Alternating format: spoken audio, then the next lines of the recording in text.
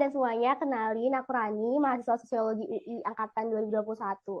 Nah, di sini aku bakalan ngajak nih salah satu mahasiswa Sosiologi UI angkatan 2019 yang lagi student exchange gitu.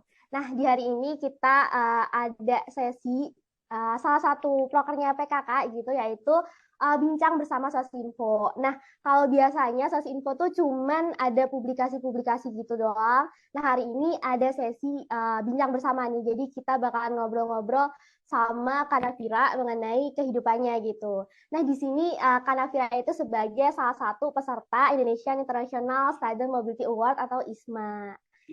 Mungkin boleh dari Kanafira kenalan dulu nih dari profilnya, dari angkatan, terus sekarang kuliah di mana, terus kesibukan sekarang apa gitu.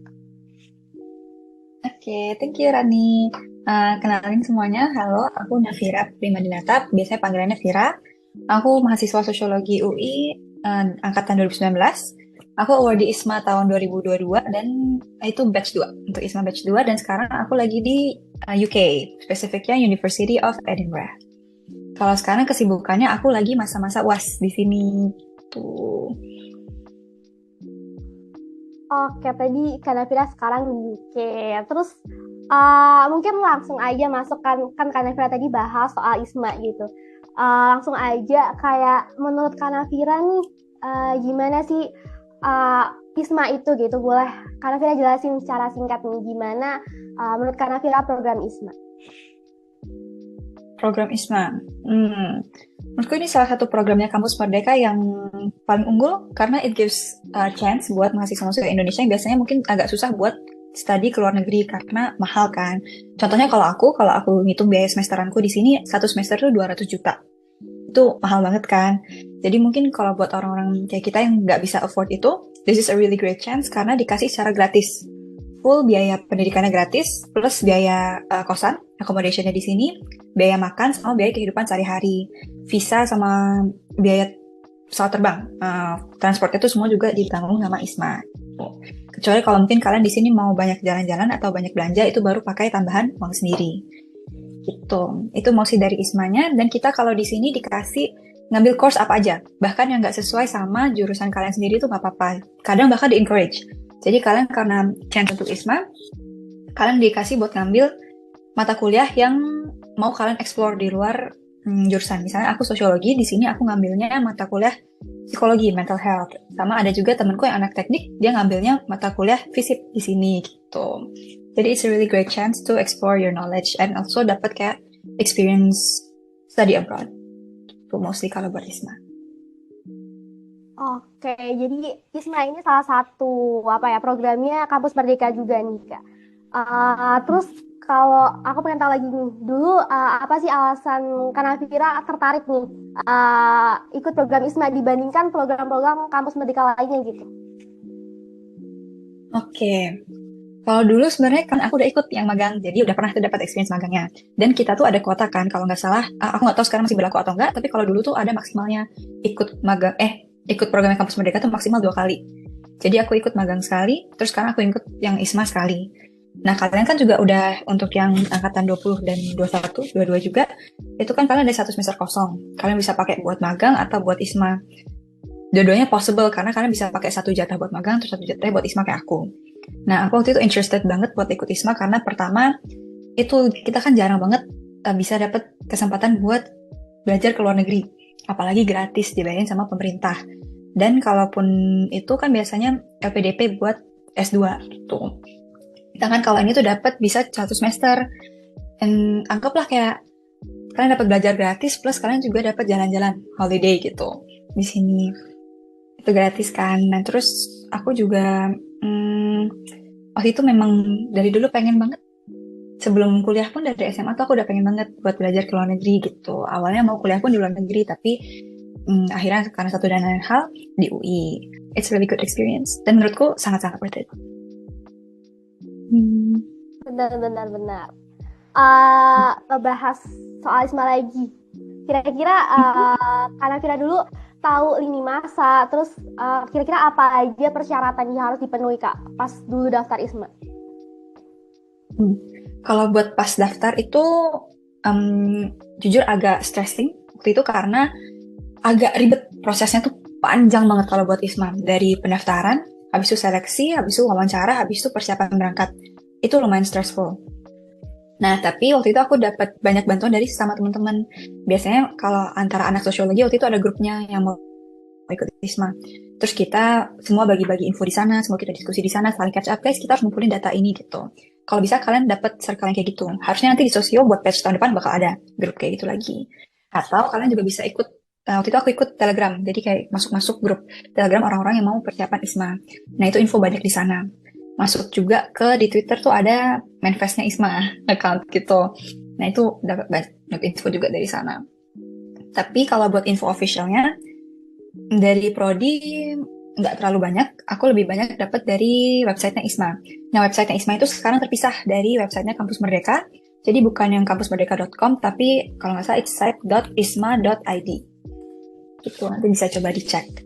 Dari situ sama dari Instagramnya ISMA, ISMA_RI. Itu di story sama di feeds-nya selalu update soal deadline sama soal frequently asked questions-nya gitulah. Terus biasanya aku suka ngecek-ngecek comments-nya, biasanya ada juga yang diskusi di sana. Gitu, jadi harus cari banyak info dari berbagai macam tempat. Oh iya benar. Jadi kayak kita harus mandiri nih cari-cari info di dari luar gitu ya Kak. Karena nggak bisa ngandelin prodi juga karena infonya juga kalau dari prodi doang terbatas gitu. Tapi aku kepo nih Kak. Tadi kalau di masa itu Kak Nafira kira-kira mulai kayak dari pendaftaran tuh mulai kapan Kak? Terus sampai keterima itu. Kalau nggak salah pendaftaran tuh mulai Februari gitu udah mulai masa-masa daftar. Terus waktu itu aku pengumuman Maret itu baru seleksi awal. Jadi seleksi berkas, habis itu interview dan sebagainya, dan habis itu diumumkan benar-benar keterima sebagai awardee itu Mei.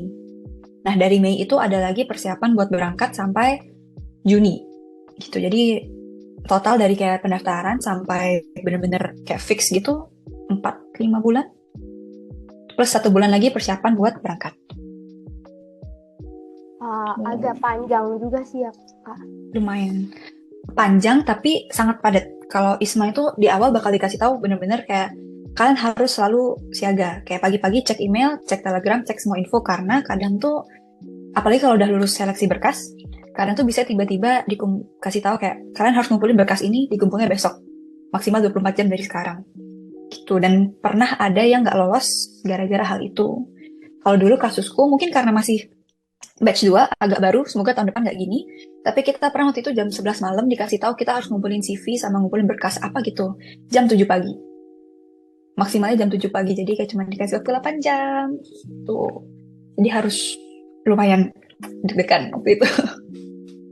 Jadi kayak berkas dan lain-lain gitu nggak ada kayak pengumuman resmi dari awal apa aja gitu. Jadi kayak bertahap gitu ya Kak? Di awal ada, buat pendaftaran ada kayak jenisnya, ini perlu SPD TJM, perlu 4. Kalian diminta buat bikin surat pernyataan bahwa nggak pernah pakai narkoba, nggak pernah terlibat kekerasan seksual, dan sebagainya. Itu ada dari awal. Itu buat seleksi tahap awal udah fix. Tapi untuk selanjutnya, kalau udah lulus berkas, kadang ada yang dadakan gitu. Nanti kalau buat yang anak-anak UI harusnya lumayan mudah ngurusnya karena ada masa dari UI. Jadi CIL UI, Center Independent Learning-nya UI itu bikin masa kayak sebulan buat semua anak-anak UI yang mau daftar ISMA bisa daftar ke website-nya CIL. Nanti bakal langsung otomatis diurus suratnya gitu. Tapi waktu itu kita semua dapatnya sangat mepet, jadi H-1 penutupan pendaftaran baru berkas anak UI keluar semua gitu. Oke, tadi apakah yang CIL UI yang ngebantu? Yeah. CIL UI itu Center of Independent Learning, dia yang memang ngurusin kalau ada anak-anak UI yang mau independent learning kayak study abroad, student exchange gitu-gitu, semua dia yang ngurusin.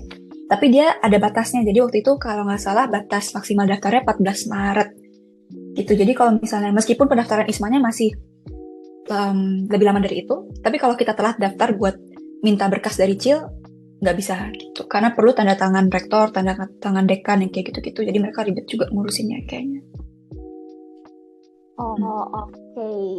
Udah tadi ngebahas soal kayak berkas-berkas gitu. Lanjut nih Kak, ke skill gitu. Kira-kira ada nggak sih kayak kemampuan, kayak soft skill atau hard skill gitu yang kayak harus dipersiapin nih sebelum daftar ISMA? Yang paling penting definitely bahasa Inggris. Itu penting banget. Mungkin tergantung mau ke negara mana. Tapi karena kebetulan aku ke UK, aku memang cari yang English speaking country. Nah itu harus prepare English karena kan harus tes juga nanti sebelum daftar tuh harus ada tes either Duolingo, TOEFL atau IELTS.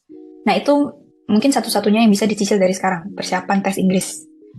So, dan mungkin kalau ke negara yang misalnya ke Korea, ke Jepang, Spanyol, ke Prancis gitu yang pakai punya bahasanya sendiri, mungkin bisa latihan juga biar at least tahu bahasa sehari-harinya supaya pas datang nggak bingung. Tuh, karena pasti bakal kepake. Temanku yang di Spain, dia awalnya santai, dia bilang, oh ya aku bisa bahasa Inggris kok, kayaknya nggak apa-apa gitu. Tapi dia nggak belajar bahasa Spanyol. Nah terus pas nyampe, mau nggak mau dia harus belajar karena kan kadang-kadang ada orang daerah yang nggak bisa bahasa Inggris gitu. Dan sekarang bisa kayak daily conversation gitu, lumayan bisa.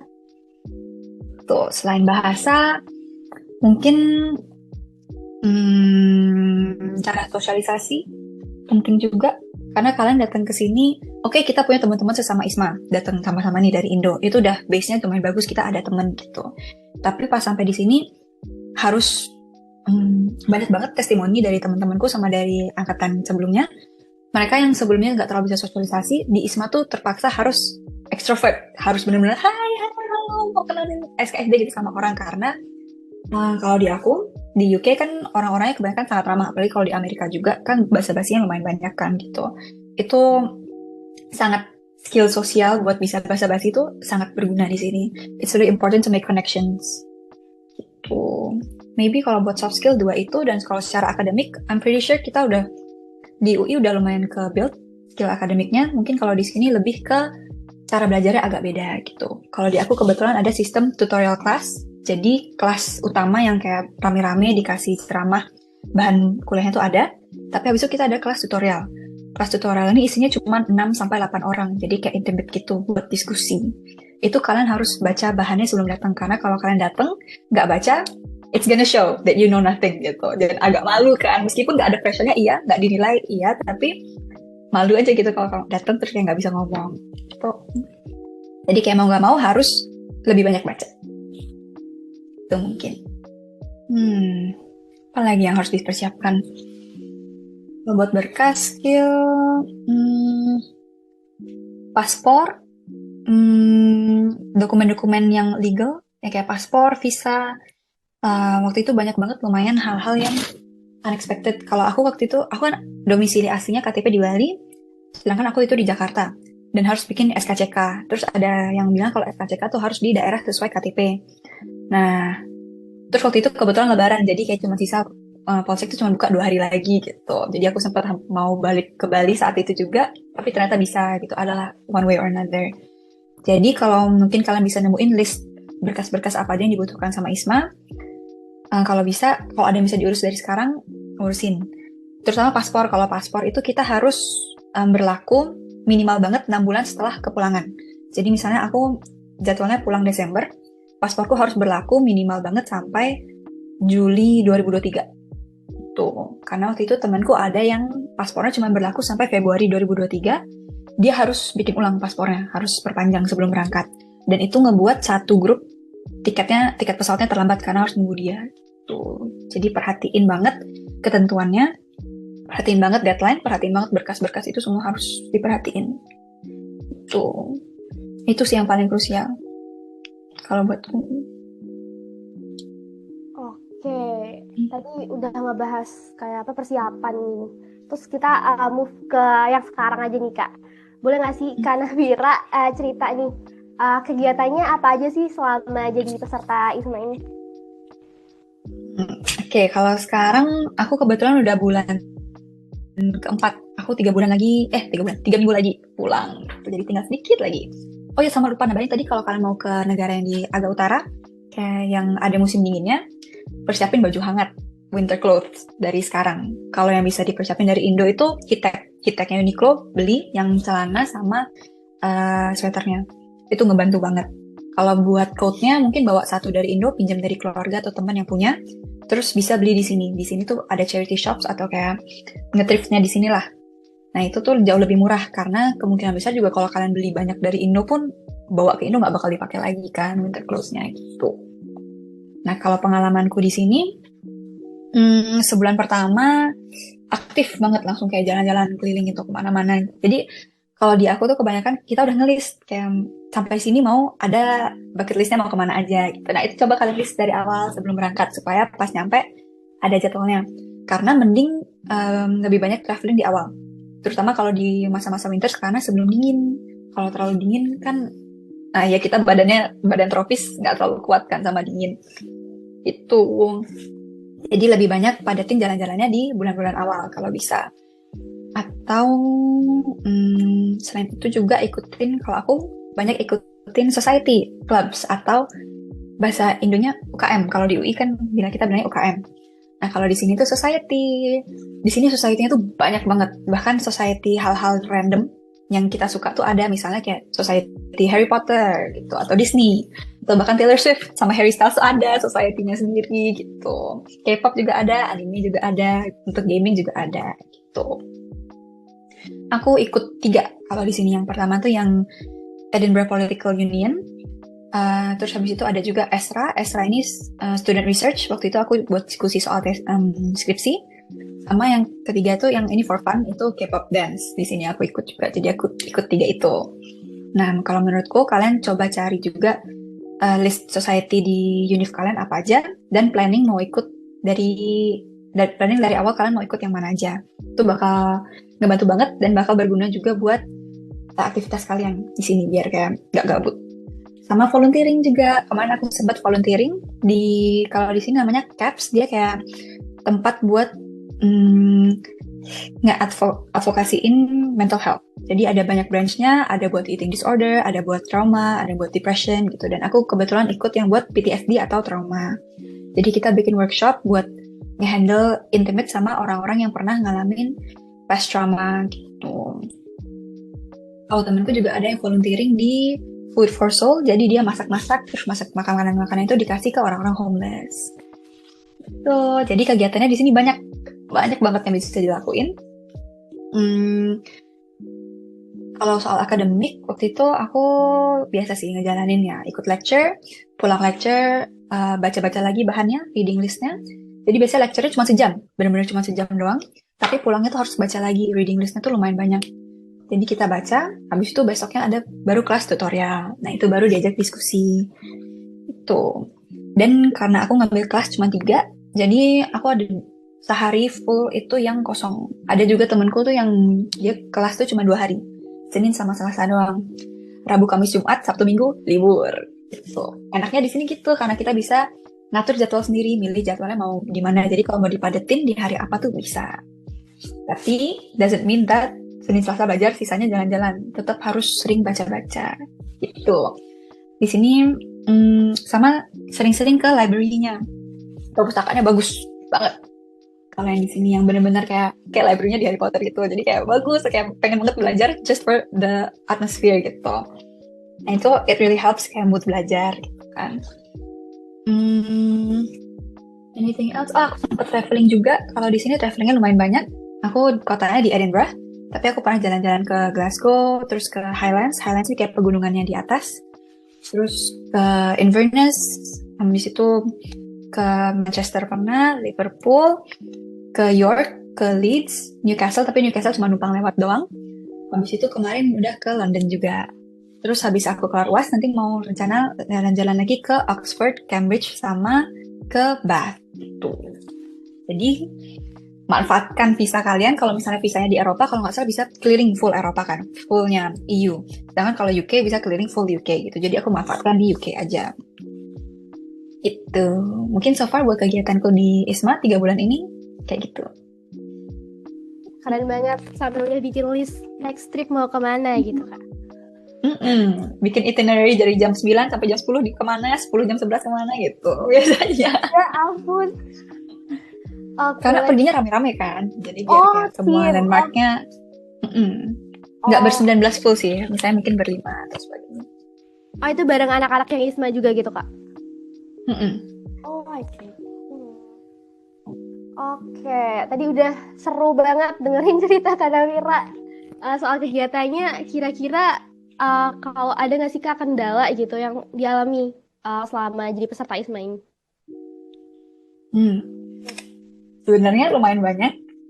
Aku spill beberapa, sorry banget. Tapi jangan sampai takut. Ini kendalanya lumayan banyak, tapi sangat worth it ya in the end. Cuman ini buat nge-warning aja supaya kalian hati-hati juga. Kalau aku, personal ya, ini masalah personalku, semoga nggak kejadian di kalian. Tapi aku daftarnya kan ke University of Edinburgh. Waktu itu tulisannya di website ISMA bisa daftar pakai Duolingo. Jadi aku cuma daftar pakai Duolingo. Aku nggak ikut IELTS atau TOEFL waktu itu. Nah, ternyata beberapa hari sebelum pendaftaran ditutup, tiba-tiba direvisi. Itu salah, Edinburgh nggak nerima Duolingo, cuma bisa IELTS. Sedangkan waktu itu kondisinya aku udah dapet surat yang ditandatangani sama dekan. Belum sih, tapi kayak aku udah daftar buat suratnya itu, dan aku udah tulis mau daftarnya ke Edinburgh gitu. Jadi otomatis surat yang aku dikasih ke aku adalah tulisannya udah itu, dan aku nggak bisa gantikan. Jadi aku mikir ya udahlah, pasrah aja, kita tetap coba daftar.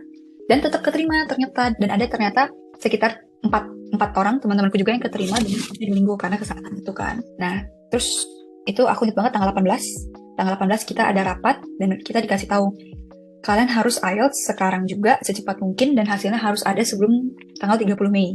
Kalau enggak, ya udah kalian nggak berangkat. Tuh. Terus itu, sedangkan IELTS itu lama.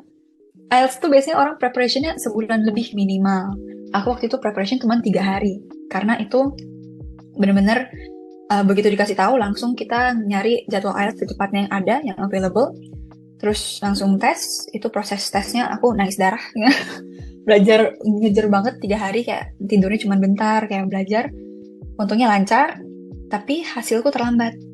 Itu karena waktu itu ada libur, kalau nggak salah 26 Mei itu tanggal merah, dan tanggal 1 Juni itu tanggal merah Hari Pancasila kan. Jadi sertifikatku, IELTS-nya hasilnya baru keluar tanggal 2 Juni. Itu udah paling cepet. Aku udah minta tolong ke badan IELTS-nya yang sebagainya gitu. Nah, karena pasrah juga, aku udah ngomong ke ISMA, dan ISMA juga kayak lepas tangan. Dia kayak, ya udah, do as fast as you can, kalau nggak bisa ya gitu. Nah, waktu itu aku langsung bypass ISMA, aku langsung menghubungin University of Edinburgh-nya gitu. Jadi aku ngelewatin, which waktu itu sebenarnya aku nggak tahu boleh atau enggak, tapi aku langsung ngomong kayak, I'm gonna be late in submitting my IELTS TRF atau certificate, will that be okay, is there any extension that I can do, bla bla bla gitu. Dan dijawab bisa. Jadi aku dikasih waktu sampai 30 Juni, sebulan plus dari ISMA, dan aku akhirnya ngasih tahu ISMA kalau Edinburgh-nya ngasih extension gitu, dan itu akhirnya solve masalahnya. Jadi mungkin sometimes kalau kalian ada masalah sama ISMA, di univnya yang handle exchange kalian, itu bisa ngebantu banget. Biasanya mereka jauh lebih lenient, kayak jauh lebih toleransi lah gitu. Terus kalau berkas tuh banyak banget, teman-temanku banyak banget yang bermasalah soal berkas di awal. Jadi kalau bisa, aku tekanin banget berkas sama deadline tuh catet, kalau bisa bikin di kalender. Aku ada di satu tim ISMAku, kita bikin kalender, Google Calendar bareng-bareng yang kita naruh deadline. Jadi kita semua keep up bareng. Kalau bisa, kalau kalian punya group of friends, do that. Itu sama kendala paspor yang tadi ku ceritain juga ada. SKCK waktu itu karena lebaran, jadi polseknya buka cuma 2 hari, habis itu deadline-nya tuh pas setelah lebaran, jadi kayak mepet gitulah.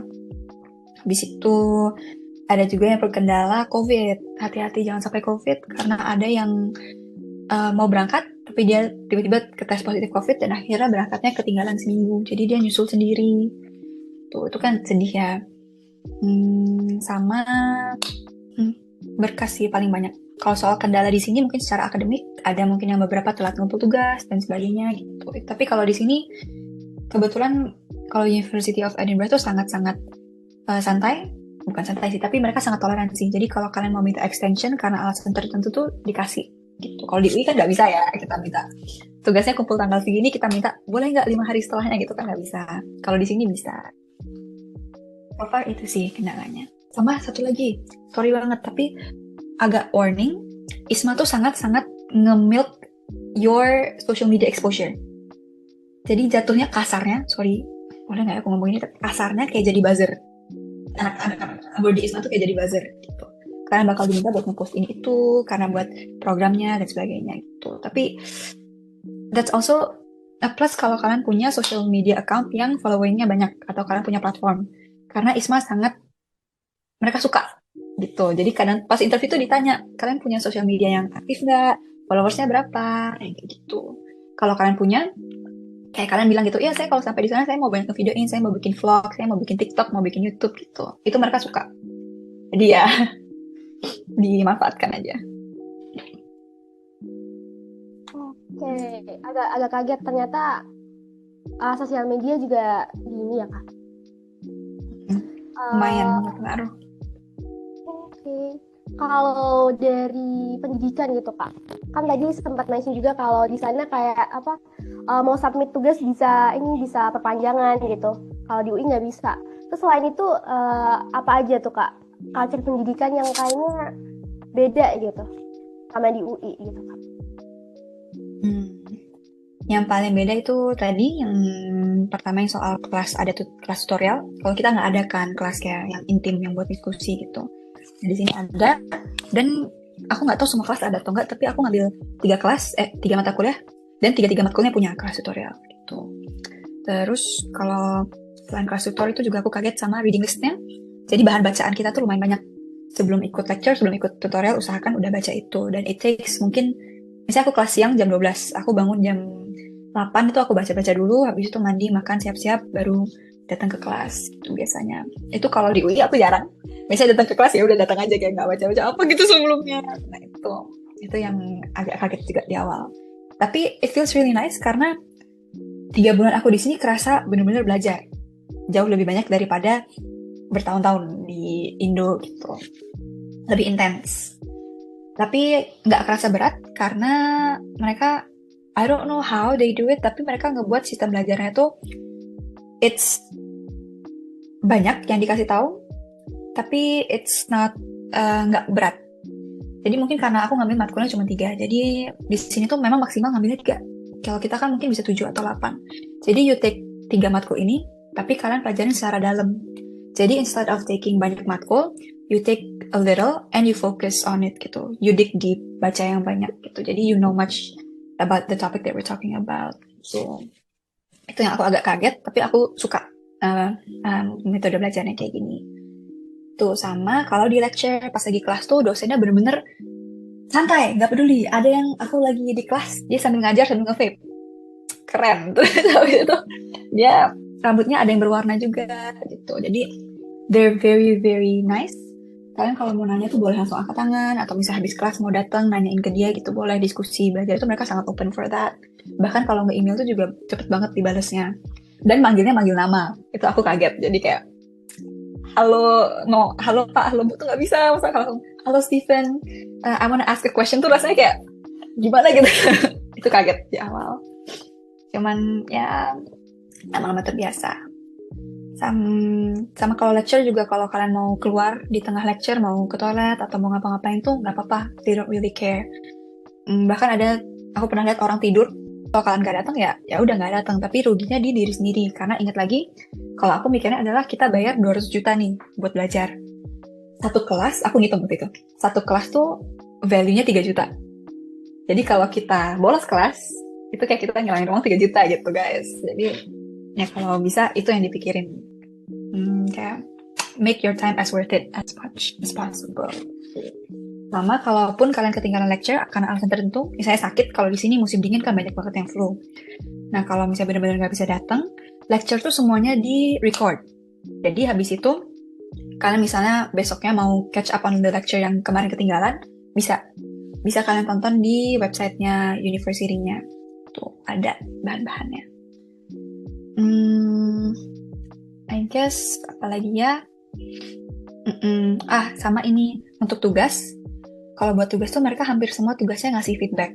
Jadi misalnya waktu itu aku bikin essay, bikin blog, aku submit, 2 minggu setelahnya dikasih feedback. Jadi kayak, oh ini struktur essay-nya kayak gini, waktu itu penulisannya di sini bagus, tapi bisa dimasukin bagian ini gitu.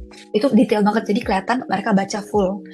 Nah itu bakal berguna karena biasanya ada essay pertama sama essay kedua. Jadi essay pertama dikasih feedback, baru kalian bisa pakai feedback itu buat bikin essay kedua. Mereka juga sangat-sangat considerate karena waktu itu aku ada blok 1 sama blok 2 sama blok 3.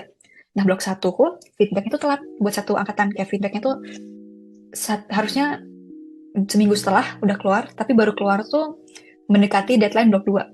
Jadi gara-gara feedback yang telat kan kita nggak punya cukup waktu buat ngambil belajar dari feedback itu untuk bikin yang blok 2. Nah, gara-gara itu kita nggak ada yang minta, tapi mereka sendiri langsung bilang kalau oke, karena feedbacknya telat, deadline buat blok 2 kalian diundur seminggu ya gitu. Pakai feedback ini buat belajar gitu. Jadi they're really really nice, sangat-sangat considerate gitu ke mahasiswa dan mental health kita juga tuh. Jadi that's something really nice secara akademik. Oke, tapi tadi Kak Nafira sempat mention ngambil 3 mata kuliah gitu. Itu apa aja tuh, Kak?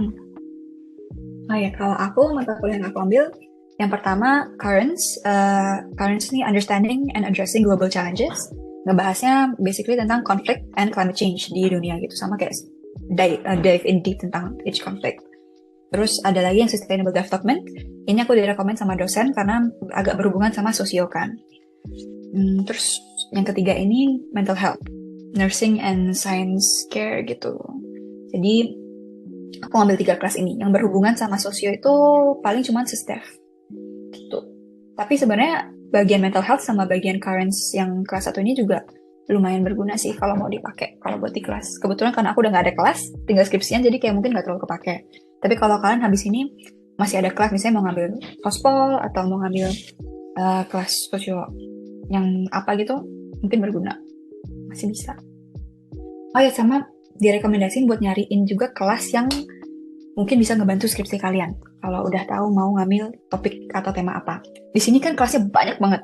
Pilihannya tuh banyak dan spesifik. Biasanya Isma ngasih kayak satu list yang kayak direkomend apa. Kalau bisa sih, kalau udah suka dari sana, ambil yang di sana aja. Itu sih. Jadi sebenarnya pas ISMA kita boleh ngambil matkul yang apa ya, kayak beda banget sama yang dipelajarin di sosio gitu kan, Kak? Kalau ISMA-nya ngasih dan bahkan malah menganjurkan. Tapi balik lagi tergantung prodi masing-masing. Kebetulan kalau kita di sosio sangat-sangat suportif Mbak Diana. Waktu itu yang ngurusin aku sangat-sangat suportif, dia kayak nggak apa-apa mau ngambil apa aja boleh, tapi kalau bisa usahakan mungkin yang bisa membantu skripsi gitu. Tapi nggak dipaksain. Nah, tapi ada juga temenku yang anak teknik mana ya, ITB mungkin. Wah, bersalju lagi guys. Anak teknik ITB dia kalau nggak salah harus ngambil yang berhubungan sama teknik karena nanti mau dikonversikan gitu. Jadi very much depends on fakultasnya, prodinya sama PA-nya. Tapi kebetulan kita di sosio boleh. Oke, jadi mungkin mau apa lebih tanya lebih dalam lagi nih, Kak. Kalau apa relevansi gitu mata kuliah yang dipelajari buat nanti kalau Kak Nafira kan mau skripsi gitu, mungkin apa perbedaan dan kesamaannya waktu di UI gitu?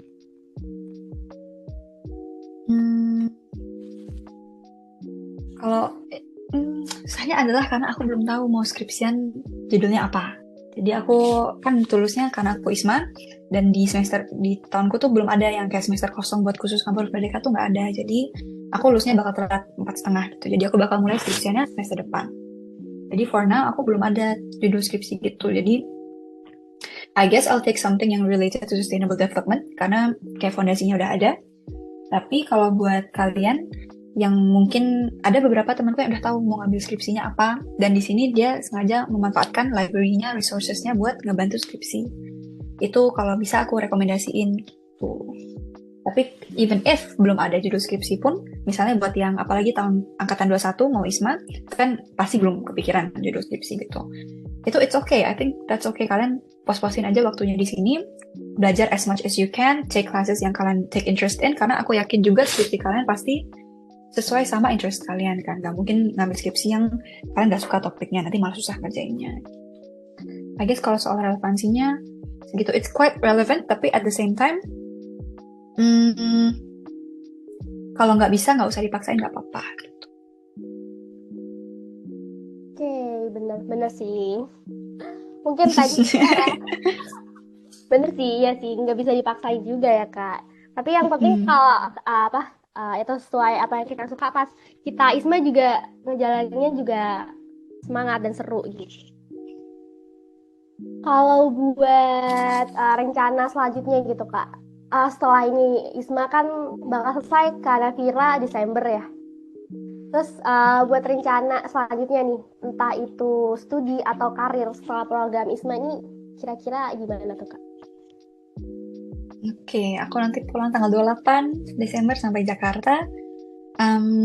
Planku selanjutnya buat semester depan pasti skripsian. Skripsian sampai lulus dulu. Terus mungkin bakal magang juga. Karena ini pengalaman ISMA bisa masuk CV kan. Terus kegiatan society, volunteering, sama research yang I've done here, tugas-tugasnya itu bisa dimasukin ke LinkedIn atau CV kalian. Itu berguna banget. Karena experience study abroad itu something yang anggaplah one of a kind gitu. Jarang kan ada orang yang punya. It's something unique yang bisa nambahin your value gitu.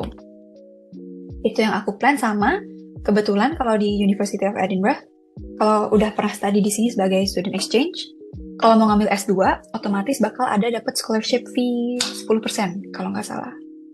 Tuh, jadi kalau bisa aku tambahin itu sama nanti kalau ke depannya aku dapat LPDP, itu kan bakal sangat ngebantu banget biaya S2 gitu. Jadi planku yang udah fix gitu skripsian sama magang buat semester depan.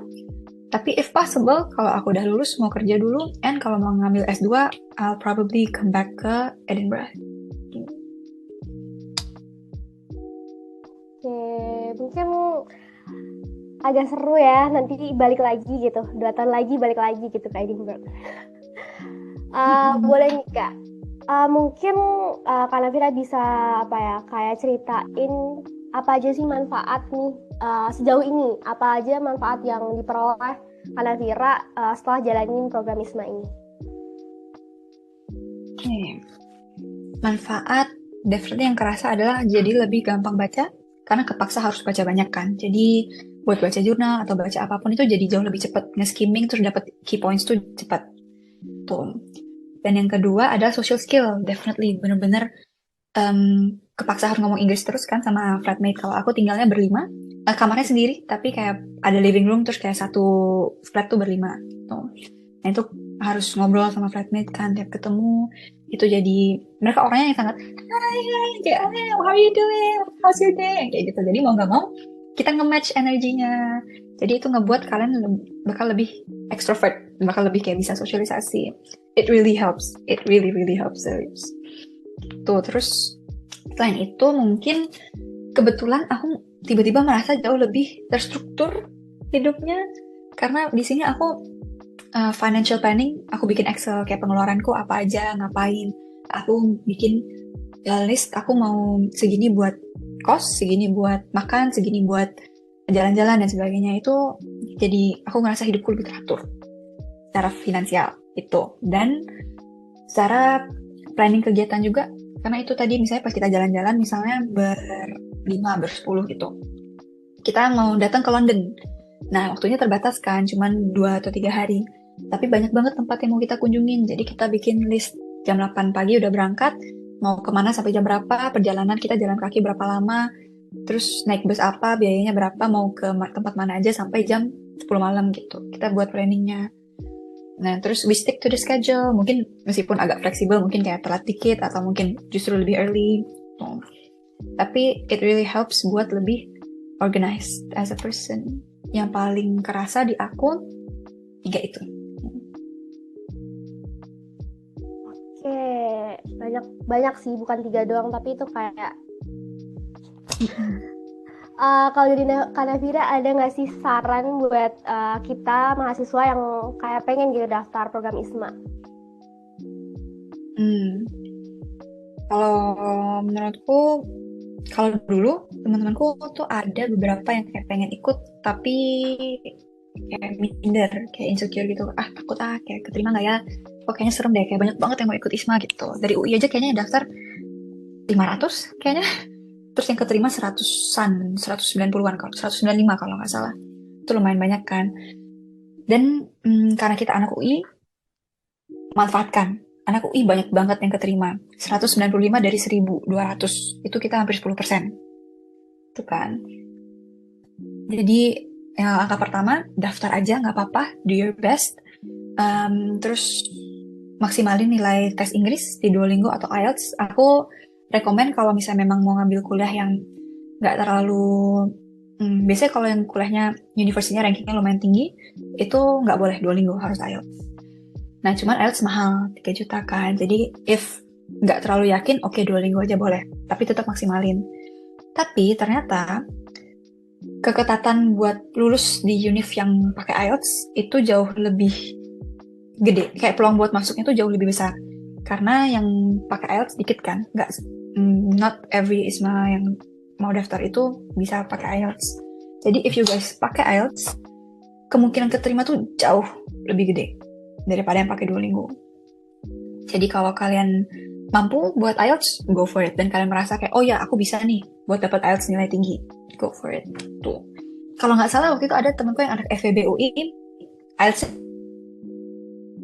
di reimburse sama univ 3 juta full dikembaliin. Gitu. Tapi waktu itu aku udah coba ke visit, cuman mungkin karena dadakan jadi agak susah diurusnya. Gitu. Jadi cuman mungkin kalau kalian tanya dari sekarang, mungkin bisa. Apalagi kalau keterima.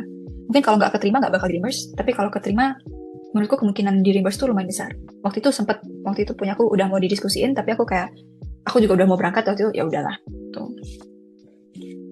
Sama sarannya lagi adalah choose the univ that you want go with your instinct, go with your gut feeling, go with what you want. Gitu. Karena jangan terlalu mentingin, oh ya ini univnya bagus banget gitu. Tapi kalau misalnya course-nya kalian gak terlalu suka, mungkin kalian gak bakal enjoy gitu. Pokoknya go with the uni that you want and course-nya yang kalian suka. Just kadang aku lihat ada beberapa orang yang nyesel, harusnya aku pengen ke uni yang ini, aku pengen ke uni yang ini gitu. Jadi really choose carefully buat uninya. Terus deadline sama berkas, perhatiin banget detailnya, please banget. Karena ada temanku anak UI juga akhirnya nggak bisa berangkat di Edinburgh karena dia kalau nggak salah double warga negara. Jadi dia merasa udah nggak ada tuh. Karena waktu harusnya udah expired, tapi ternyata masih ada dan itu nggak bisa diurus dan akhirnya dia nggak bisa berangkat ISMA. Jadi berkas tolong banget perhatiin. Dan kalau buat sarannya adalah ini, sisi lumayan gelapnya adalah masa-masa 2 bulan sebelum berangkat itu masa-masa paling berat persiapan. Itu terbukti dari angkatanku sama angkatan ISMA Awardee yang tahun lalu. Semua pada bilang 2 bulan kayak atau sebulan sebelum berangkat tuh masa-masa paling berat, masa-masa paling ngerasa apa nggak usah aja ya gitu. Karena persiapan banyak banget. Ngurus visa tuh pusing. Ngurus berkas ini itu juga lumayan pusing. Apalagi ISMA tuh banyak ngasih tugas, banyak ngasih Zoom. Zoomnya harus masuk. Zoomnya tuh 4 jam. Dan kalau di absennya cuma buka 2 menit. Jadi if you miss the absen, dapat penalti. Penaltinya apa? Bikin tugas, kadang bikin esai, kadang bikin infografis, kadang bikin apa namanya yang kalau rekaman ngobrol berdua. Podcast. Ya, yang kayak biasa di Spotify. Ya, podcast. Ada disuruh bikin podcast. Jadi penaltinya lumayan berat gitu. Dan nggak ada excuse buat nggak ikut Zoom-nya. Misalnya kalian bilang saya ada flight, tetap oke, ya udah nggak apa-apa, nggak usah ikut, tapi kerjain penalti. Gitu. Jadi bener-bener nggak ada toleransinya. Gitu.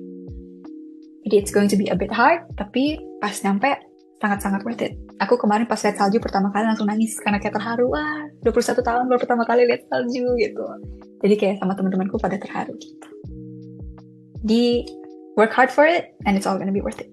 Semangat guys. I guess that's all from me. Banyak banget saran dari Kak Nafira, mungkin nanti bisa dicatat lagi sarannya dari Kak Nafira.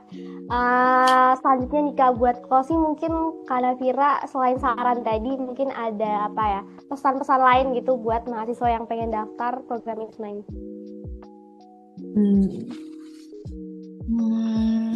Buat yang mau daftar ISMA, terutama nih buat yang anak-anak sosio, please do, karena kita sangat-sangat beruntung. Mbak Diana tuh sangat-sangat ngedukung buat kita ikut ISMA. Kayak aku waktu itu ngurusin berkas apa, tes Inggrisku bermasalah, yang IELTS bermasalah tuh aku cerita ke Mbak Diana, ke beberapa dosen yang lain juga. Mereka sangat suportif, mereka ngebantu. Dan kita juga SKS-nya di-convert, full 20 SKS bakal di-convert. Jadi lumayan tuh 20 SKS, kalau kalian dapat A, IPK-nya naik banget kan gitu. Jadi banyak banget univ lain atau prodi lain tuh yang nggak terlalu didukung. Jadi kita sangat berprivilege for that, apalagi anak UI. Jadi your chances itu mungkin udah ada one step ahead of everyone else. Tuh. Jadi manfaatin, go for it. Mungkin bisa dilihat list uni-univnya dari sekarang. Kalian juga bisa lihat apa aja berkas yang diperlukan, dan mungkin bisa dicicil dari sekarang beberapa yang bisa. Apalagi tes Inggris. Tuh. Jadi kalau bisa prepare dari sekarang, karena kalau baru prepare deket-deket deadline, bakal hampir nggak bisa kekejar. It's a very good experience, guys. Jadi I hope kalian semua yang mau ISMA bakal keterima. Dan if you guys need any help, mau pertanyaan yang spesifik kayak kehidupan kalau pas winter kayak gimana, atau di UK kayak gimana, yang agak lebih spesifik itu, feel free to reach out to me. Thank you. Oke, thank you banget Kak Nafira. Tadi udah diisi pertanyaan-pertanyaan buat bincang singkat hari ini. Makasih banget Kak Nafira udah sharing sama kita hari ini. Dan aku juga mau ngucapin makasih nih sama nanti teman-teman yang bakal nonton rekaman ini gitu kan. Jadi nanti rekaman ini bakalan ada di YouTube-nya HMS. Jadi selamat nonton teman-teman, dan makasih udah dengerin cerita Kak Nafira.